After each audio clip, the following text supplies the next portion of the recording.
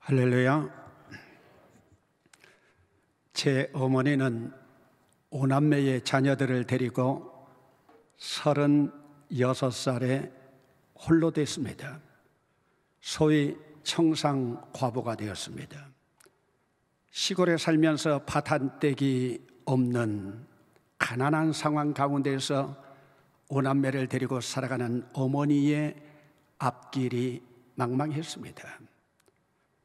그러던 어느 해 세월이 지나고 나서 어린 맏아들인 저를 그래도 맏아들이라고 제 앞에 어머니의 깊은 속마음의 고뇌를 털어놓는 것이었습니다.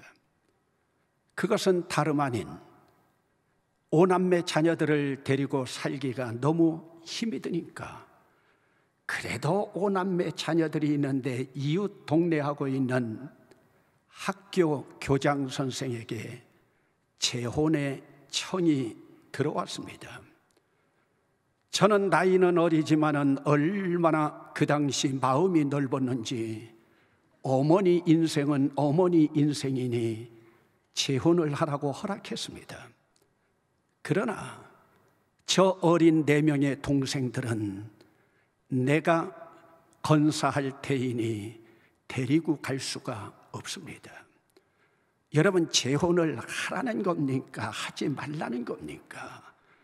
어머니는 자녀들과 함께 먹고 살기 힘들어 재혼하려고 했는데, 그리고 세월은 흘렀습니다. 세월이 흐른 후에 저도 예쁜 아내를 얻어 결혼하고 자식들 데리고 행복하게 살아가면서 목사가 되고 나니 어머니 날만 돌아오면 어머니의 그때의 속마음이 정말로 무엇이었을까? 세월이 한참 지난 후에 어머니에게 속마음이 무엇이냐 물었습니다. 그런 적이 없답니다.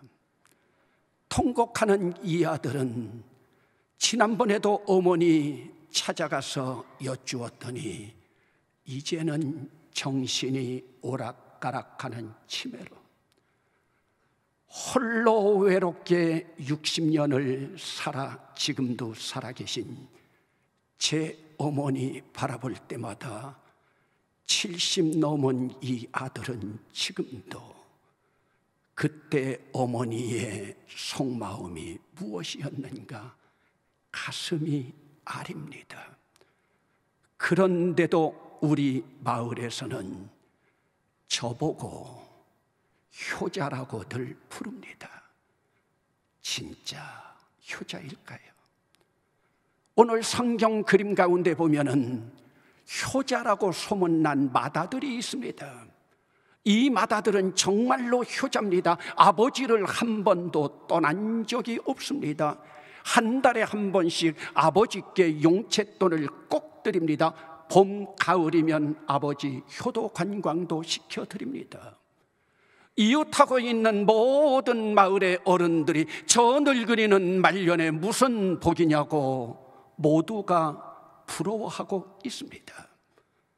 그러던 어느 날 이 아들이 동구 밖에 있는 밭에 나가서 일을 하고 서산에 해가 뉘엿뉘엿 질 때 새소리 들으면서 마을로 발길을 옮기고 있을 때 동구 밖에서부터 들려오는 풍악 소리가 있습니다. 춤추는 소리도 들립니다. 이상하다. 이 마을의 잔치는 내가 다 알고 있는데 오늘 누구네 집에서 잔치가 있을까 궁금한 차에 한 걸음 한 걸음 다가오는데 앞불사 자기 집이 아니겠습니까? 아니, 한 집에서 잔치를 하고 있는데 맏아들도 모르는 잔치가 있단 말이냐? 이 아들은 궁금한 것보다 강단 용어는 아니지만 야마가 조금 돌아버립니다. 그리고 돌아와서 자기 집 대문 앞에서 들어가지 않습니다. 개 아무도 없느냐, 개 아무도 없느냐 하니 어느새 마당새가 달려나와서 큰 서방님, 큰 서방님, 작은 서방님 돌아왔다고 해서 어르신께서 살찐 송아지를 잡아서 뭐 살찐 송아지라고 그 순간 버선발로 달려나온 늙은 아버지, 아들의 손을 잡고 얘야 들어가자 권한대. 여러분, 저는 아버지를 일찍 여의어서 그런지 몰라도 이 구절을 읽을 때마다 얘야 들어가자 권한대. 효자라고 소문난 이 맏아들이 아버지의 손을 뿌리칩니다. 아버지의 손을 뿌리치면서 아버지에게 처음으로 대듭니다. 내가 여러 해 아버지를 섬겨 아버지의 명을 어김이 없거늘 내게는 나와 내 벗으로 더불어 염소 새끼 한 마리라도 잡은 적이 없거늘 아버지의 살림을 창녀와 함께 삼켜버린 아버지 아들이 돌아왔다고 살찐 송아지를. 여러분, 이 아들은 지금 나만 29절에 나라고 하는 단어가 4번이나 나와 있습니다. 나밖에 모르는 인물입니다. 여러분, 구약 성경 아람 장관 나만 하다가 나병에 걸리지 않았습니까? 여러분, 지금 이 아들이 나만. 그런데 여러분, 이 나병에 걸려있는 이 맏아들이 바로 오늘 우리랍니다. 나랍니다. 지금 예배당 안에서 예배하고 있는 우리가 맏아들이랍니다. 이 맏아들은 늘 루틴 하루의 일과가 그렇습니다. 얼마나 효자인지 밖에서 일을 하고 돌아오면 아버지와 저녁상을 같이 하면서 아버지에게 하루에 일어났던 일을 다 말합니다. 이런 아들이 어디 있습니까? 그리고 겨울이면은 여러분 오랜만에 듣는 이야기 같지만 방에 군불을 떼고 그리고 아버지 이부자리 깔아놓고 아버지가 잠든 모습을 바라보면 이 아들은 나와서 대문을 잠그고 모든 문단속을 하고 자기 방에 들어갑니다. 맏아들이 자기 방에 들어가서 불을 끄고 잠이 든 것을 알면 이 아버지는 매일같이 몽유병 환자처럼 잠자리에서 일어납니다. 그리고 맏아들이 닫아놓은 대문을 열어놓고 광문을 다 활짝 열어놓고 이 아버지 대문 밖에 나와서 봄, 여름, 가을, 겨울 보름달이건 반달이건 초승달이건 구름달이건 대문 앞에 나와서 동구 밖에 있는 오솔길을 바라봅니다. 맏아들이 낮에 일하러 나가도 이 아버지는 늘 그 자리에 서 있습니다. 그래서 이 아버지 별명은 우두거니가 되었습니다. 그 자리에 우두거니 서 있습니다. 여러분, 이 우두거니라고 하는 아버지가 바라보고 있는 동구 밖 오솔길은 무슨 길입니까? 이 아버지의 둘째 아들이 아버지의 재산을 챙겨 도망간 그 길입니다. 그럼에도 이 아버지는 동구 밖 오솔길 바라보며 오늘도 우두거니가 되어 있습니다. 그러면 왜 대문을 열어놓을까요? 오늘 밤에도 창기들과 기생들과 여자들과 시시덕거리며 술 마시다가 문득 그리운 고향의 아버지 생각나서 아버지 집에 달려왔을 때 아버지 얼굴 보고 가지 못할까 봐 아버지는 문을 열어놓고 기다리고 있습니다.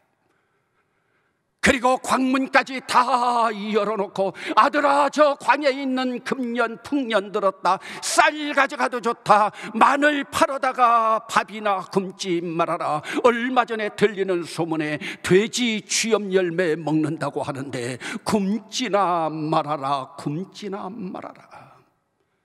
자식은 부모를 버릴 수 있지만 이 아버지는 집 나간 아들을 지금도 기다리고 있습니다. 그러면서도 맏아들에게는 말하지 못합니다. 왜요? 맏아들에게는 둘째 녀석 없는 셈 친다. 내 호적에서 빼버렸다. 부모가 호적에서 빼버렸다고 정말로 빼버린 것일까요? 그런데 이 맏아들 아버지 앞에 항변합니다. 나는 아버지의 명을 어김이 없습니다. 정말로 명을 어김이 없을까요? 애타는 이 아버지의 마음은 목까지 차오른 하고 싶은 말이 무엇이겠습니까? 집 나간 네 동생 찾아오거라. 네 동생 찾아오기 전에는 내가 눈 감을 수 없다. 여러분, 우리가 바라볼 때는 후레자식 망나니 같은 불효자 이 둘째 아들 누굽니까? 오늘도 한소망교회 울다리 밖에서 교회도 모르고 십자가도 모르고 지옥길을 향해서 나아가고 있는 저 동생들 우리가 바라볼 때는 별것 아닌 인생이지만 지금 우리 아버지는 그들의 영혼을 꿰뚫어 보면서 네 동생 찾아오거라.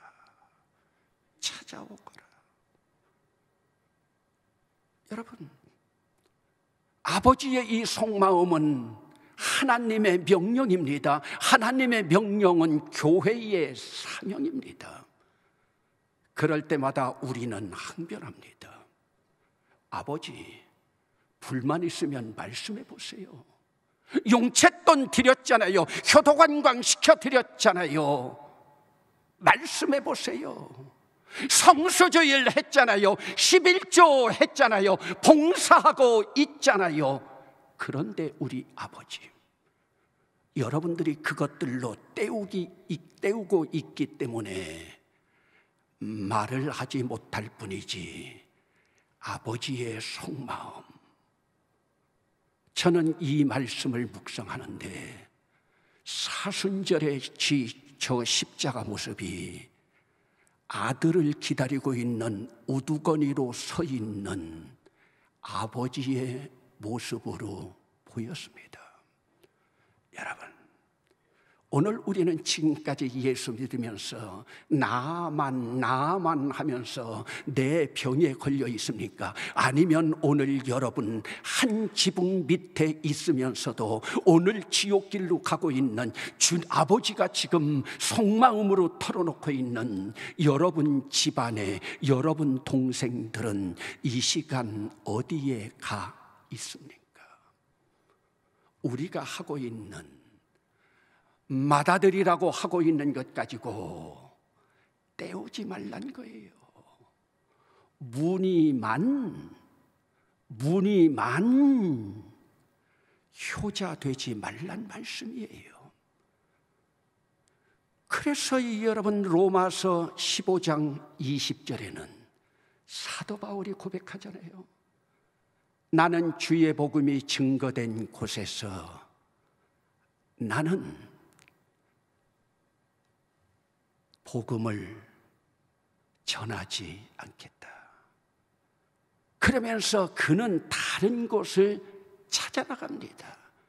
다른 곳을 찾아가면서 그곳에 가서 그는 복음을 증거한다고 했습니다.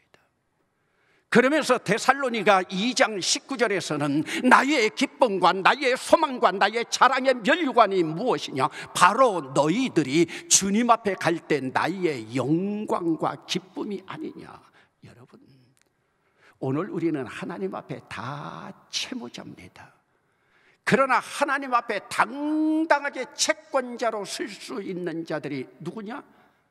영혼을 사랑해서 그들의 영혼을 구원해 그들을 주님 앞으로 인도한 자들, 자랑의 면류관으로 주님 앞에 설 수 있는 자들입니다.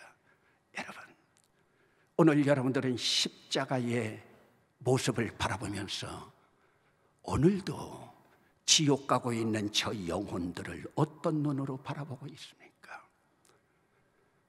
여러분, 제가 목회를 처음 시작할 때 서울 종로구에 있는 참으로 열악한 교회가 산산조각이 나서 70명 모이는 교회에 부임했습니다.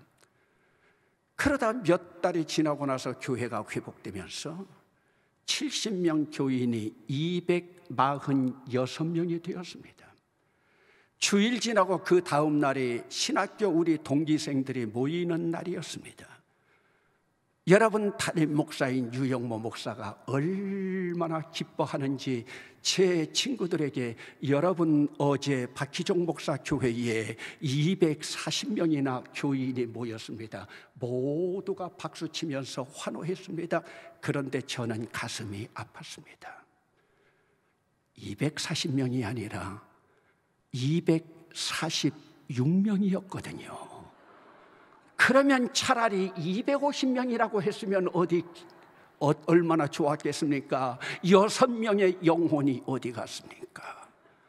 여러분, 목사만 느끼는 영혼 사랑입니다. 영혼에 대한 뜨거운 열정, 여러분 담임 목사 따라갈 사람이 없습니다. 그래서 한소망교회가 오늘 이만큼 이룬 것이 아니겠습니까? 그러면 잃어버린 네 동생 찾아오라고 하시는 우리 주님이 두 번째 우리에게 주시는 명령은 무엇이겠습니까? 찾아온 네 동생, 돌아온 네 동생 사랑하거라. 여러분, 지금 어차피 네 동생 돌아왔다면 사랑하거라. 사랑은 우리 기독교의 본질이 아니겠습니까? 그런데 여러분, 오늘 말씀 가운데 보면 아버지가 뭐라고 말합니까?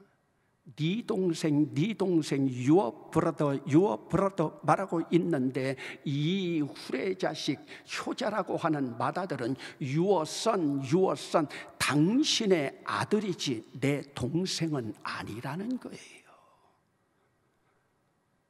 여러분, 27절에 마당쇠로 나오는 이 종도 your brother, 네 동생, 당신의 동생이 돌아왔음에 하고 있는데 이 아들은 아버지 아들일 줄은 모르지만 내 동생은 아니라는 겁니다. 여러분, 이런 후레자식이 어디 있습니까? 오늘도 우리 한소망교회에 새신자로 등록하신 분들이 있습니다. 매주 많은 새신자들이, 동생들이 찾아오고 있습니다. 그러면 여러분, 그들이 전도한 사람의 동생이겠습니까? 여러분 모두의 동생이겠습니까? 오늘 똑같은 찬양대 공동체 안에도 형님이 있고 아우가 있고 동생이 있습니다. 그러면 여러분, 그들을 얼만큼 그리스도의 사랑으로 덮어주면서 끌어안고 있습니까? 네 동생 찾아오라고 하는 전도하는 모습과 찾아온 동생 사랑하라고 하는 이것은 동전의 양면과 같이 하나님의 명령이요, 교회의 사명이요, 말 못하는 우리 아버지의 심정입니다. 여러분, 그리스도 안에서 얼만큼 사랑으로 여러분 녹아져 공동체가 되어가고 있습니까? 오늘 여러분 목장은 어떻습니까? 이제 열린 목장으로 많이 모이게 될 건데요. 여러분, 제가 열악한 서울교회에 처음 목회하러 와서 2달이 지나면서 1월 1일 새해 첫날부터 20일 금식기도 들어갔습니다. 저는 먹는 걸 좋아해가지고 금식을 거의 하지 못하는데 얼마나 애가 달면 금식기도 갔겠습니까? 20일 중에서 한 15일쯤 금식을 하다 보니까요, 기도는 안 되고요, 천장에 있는 벽지에 그 모든 무늬가 함경북도에서부터 제주도까지 먹거리 특산물로만 보입니다. 그러면서 배고파 있는 그때에 저 금식한다고 응원을 해준다고 여러분 담임 목사 유영모 목사 내외가 저를 찾아왔습니다. 큰 힘이 될 걸로 기대했습니다. 그런데 기도원 제 방에 들어오더니요, 두 부부가 불고기 판을 꺼내놓고 그곳에서 불고기를 굽고 있었습니다. 저는 그래도 사모님이 오셔서 말릴 줄 알았습니다. 제 아내의 말합니다. 사모님이 더 야속하더라고요. 둘이 불고기를 구워 먹으면서요, 박희종 목사, 이것까지 견뎌야 목회 성공한다. 그 예언은 맞기는 맞았습니다. 그런데 여러분, 불고기를 다 구워 먹고 났더니 사모님 가방에서 주섬주섬 꺼내더니 귤까지 다 까먹고 가시는 거예요. 여러분, 우리는 그때부터 전화를 하건 만나지 않건 불교의 용어로 염화시중의 미소가 되었고 이심전심이 되었습니다. 유영모 목사는 무조건 제가 응원해주고, 유영모 목사는 무조건 저를 지지하고 응원해주고, 오랫동안 만나지 않고 다른 소문 들려도 지금까지 오해 한 번 한 적 없습니다. 그리스도 안에서 사랑으로 엮여지다 보니까. 여러분, 그러니 오늘도 새벽 5시에 청주에서 부르니 제가 올라오잖아요. 여러분, 오늘 우리 세계적으로 이름 있는 이 한소망 공동체에서 우리 공동체만이라도 오늘 여러분 공동체, 조그만 소그룹 공동체 속에서 이심전심으로 염화시중의 미소까지 가는 그런 아름다운 사랑이 싹트고 있습니까? 코로나 바이러스 때문에 교회에 찾아오지 못하는 그들 바라보면서 잃어버린 동생으로 생각하고 이제는 다시 교회로, 예배로 회복하고 있는 이때, 여러분, 어려운 동생들을 향해서 전화통화하면서 동생 찾지 않겠습니까? 찾아온 그들 반가이 맞으면서 다시 한번 예배로, 다시 한번 교회로 회복하지 않겠습니까? 사순절, 주님의 고난을 묵상하는 이때 고난받으시는 주님의 얼굴에 미소 지을 수 있도록 잃어버린 동생 찾고 찾아온 동생 사랑하면서 예수 그리스도의 십자가의 사랑 이루어가지 않겠습니까? 사랑의 아버지 하나님, 주님의 고난을 묵상하는 이 사순절, 아버지의 속마음도 모르면서 나는 효자인 척, 나는 효녀인 척, 오늘도 바리새인의 모습으로 살아가고 있는 나는 아닌가? 너를 향하여, 이웃을 향하여 하나도 나가지 못하면서 나만 나병에 걸려있는 내 모습은 아닌가? 이 사순절의 나를 한번 점검하는 계기 되게 하여 주셔서 다시 예배로, 다시 교회로 회복되는 놀라운 역사가 함께하여 고난받으시는 예수님 미소를 바라볼 수 있는 우리들이 되게 하여 주시옵소서. 예수님의 이름으로 기도드리옵나이다. 아멘.